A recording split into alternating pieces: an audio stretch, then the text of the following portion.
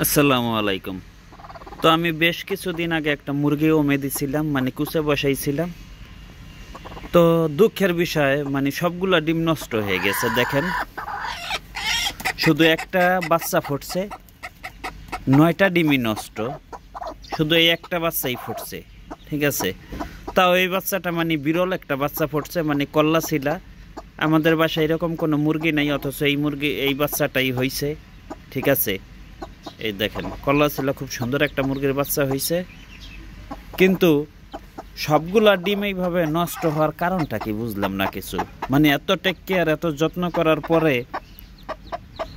9টা ডিমই নষ্ট। 10টা ডিম দিয়ে বসাইছিলাম, ওইখানে তো 9টা ডিমই নষ্ট হয়ে গেছে গা। মানে এই শীতের মধ্যে, মানে গরমে ডিম নষ্ট হইলে একটা কথা ছিল, মানে এই শীতের মধ্যে যে ডিম নষ্ট হয়ে যায়, মানে এই প্রথম বিষয়টা জানলাম। তো আমার ডিমগুলি নষ্ট হওয়ার কারণটা কি আমি তো কিছুই বুঝতে পারতাছি না। এই শীতের মধ্যে ডিম নষ্ট হয়ে যাবে, মানে মনটা এটা বুঝ দিতে পারি না। মানে আমাদের জন্য এটা হতাশ।